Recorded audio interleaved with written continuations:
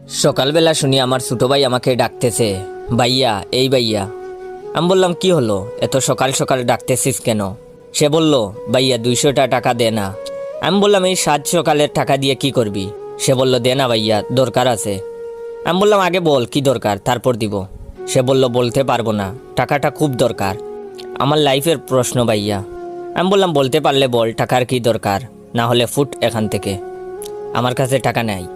আগে বল কি দরকার, তারপর ভেবে দেখবো টাকা দেওয়া যায় কিনা।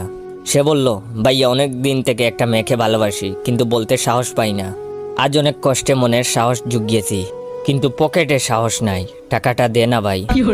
আমি ওর কথা শুনে থ হয়ে রইলাম। আবার বলতে লাগলাম, সাব্বাস ভাই, এই না হলে আমার ভাই, আমার মানিব্যাগ থেকে টাকাটা নিয়ে যা। কিন্তু কথা হলো 200 টাকা দিয়ে কি করে হবে বল, 500 টাকা নিয়ে যা। সে বলল না ভাইয়া 200 টাকা দিয়েই হবে, 3টা গোলাপ 150 টাকা আর একটা ডেইরি মিল্ক 10 টাকা হয়ে যাবে ভাই। আমি বললাম আচ্ছা, আমার নতুন জুতাটা নিয়ে যা ভাই, দেখতে ভালো লাগবে। আর শুন, যদি প্রপোজ করার পর রাজি না হয় তাহলে কোনো কথা নাই, উদুম খেলানো শুরু করবি। সে বলল দোয়া করবেন ভাই, যেন সফল হয়ে বাড়ি ফিরতে পারি। আমি বললাম বেস্ট অফ লাক ভাই। সে বলল থ্যাংক ইউ ভাই, আসি তাহলে। আমি বললাম ওকে ভাই যা। ছোটো ভাইকে বিদায় দিয়ে ঘুম থেকে উঠলাম। যাই হোক, এবার ফ্রেশ হয়ে আসি গিয়ে। আপনাদের তো পরিচয়টাই দেওয়া হলো না। আমি জয়, আপনাদের জানাই আছে, নতুন করে বলার মতো কিছু নাই।